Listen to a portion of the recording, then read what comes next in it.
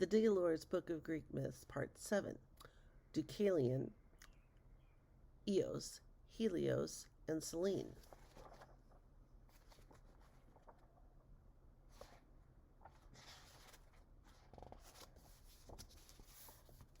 Deucalion often went to the Caucasus Mountains to comfort his suffering father. He could not break the chains that bound him, but while he was there, he could keep the eagle that tortured Prometheus away. Deucalion was a good son, and his father was thankful for his help. Prometheus, who could look into the future, knew that Zeus was planning to flood the earth. He told his son to build an ark and board it with Phaethon, his virtuous wife. Deucalion did as his father told him. He built a sturdy ark, and when Zeus let loose all the winds and opened wide the floodgates of the sky, he went aboard with Phaethon. For 9 days and 9 nights it rained until the whole earth was flooded. Nothing but the highest mountain peaks remained above water, and all mortals were drowned. Only Deucalion and Phaethon were saved, for they floated in their ark over the deep, dark waters. On the 10th day the rain stopped, and slowly dry land began to appear. Deucalion and Phaethon stepped out of the ark and walked about on the desolate earth. Lonesome and forlorn, they came to a temple grown over with seaweed and entered it. The sacred fire on the altar had gone out, but they lit it again with the embers they had kept aglow aboard the ark, and lifted up their hands in prayers to the gods to thank them for saving their lives. Zeus was touched by their piety and felt sorry for them because they were so lonesome. He spoke to them and said, "Pick up the bones of your mother and throw them over your shoulder."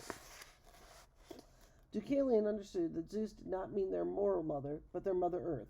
Rocks were her bones. He told Phaethon to pick up a handful of stones and throw them over her shoulder, while he did the same. Behind Deucalion a score of men sprang up, and there behind Phaethon a score of women. The new race of mortals was called Deucalion's race. The Deucalion race, made from stone, was hardier than the one made from clay. The new mortals withstood better the stings of Pandora's miseries, which of course had flown high and dry during the flood and plagued mankind to this very day.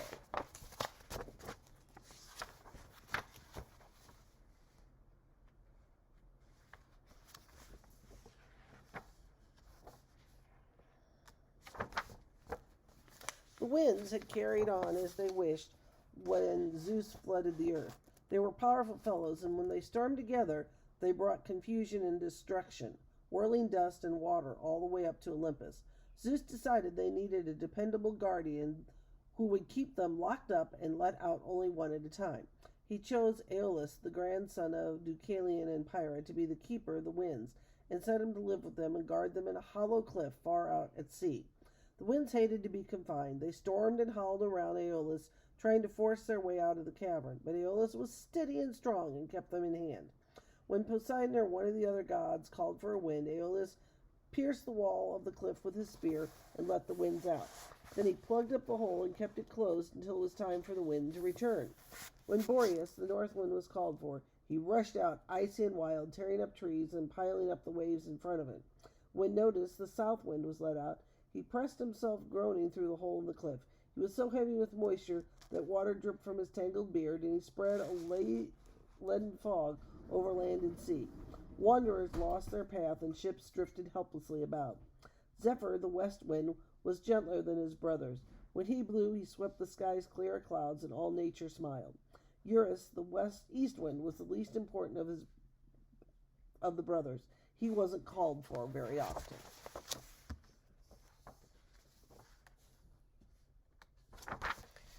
Eos, gentle dawn,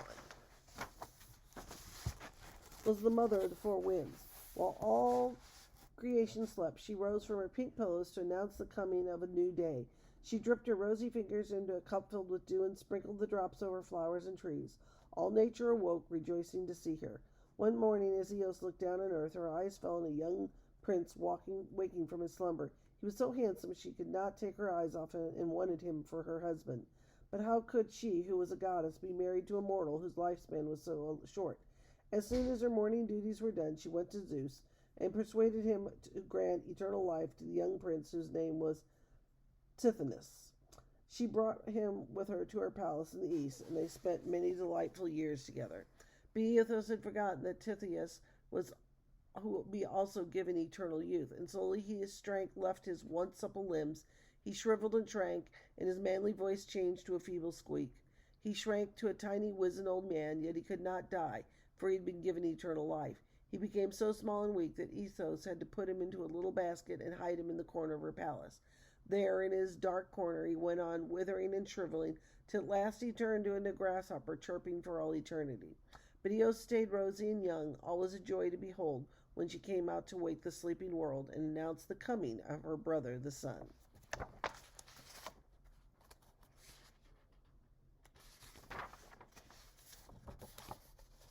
Helios.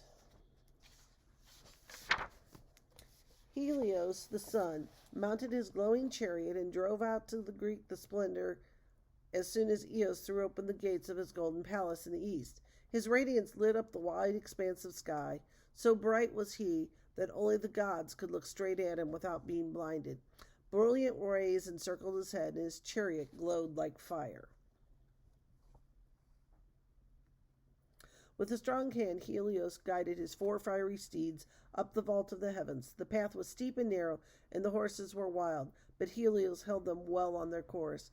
At high noon, he stopped at the top of the sky, looked around, and nothing could escape his piercing gaze. Again he drove on, and now he gave free rein to his steeds. Far to the west they could see his glittering evening palace, and eager to reach their stable, they raced on the downhill course faster and faster. They passed a great herd of white cows hurrying homeward to Helios' palace, and met a large flock of sheep going out to pasture in the sky. For Helios owned a snow-white cow for each day of the year and a woolly sheep for each night. The shadows grew long and dust settled over the world when Helios and his foaming team arrived. His 5 daughters, the Heliades, awaited them. They unharnessed the tired horses and let them plunge into the ocean for a cooling bath. Then the horses rested in their stables, and Helios talked with his daughters and told them all he had seen that day. In the dark of the night, he boarded a vessel of gold with his team and sailed around the world back to his palace in the east. The way was far shorter by sea than by air, so he had time to stay for a while in his morning palace, too, before he set out for another day's journey. Helios had a son named Phaethon. He was immortal and very proud of his radiant father. One morning, as Helios was about to set off on his daily journey across the sky, Phaethon came to him and begged him to grant his dearest wish. Helios was fond of his handsome son, rashly swore by the river Styx to give him any wish he might have. But when he heard Phaethon's wish, he sorely regretted his oath. He tried in vain to make his son change his mind, for what Phaethon wanted was to drive the sun chariot for one day, and Helios knew that no one but he himself could handle the spirited steeds. Phaethon was determined to have his wish, and Helios had to give it to him.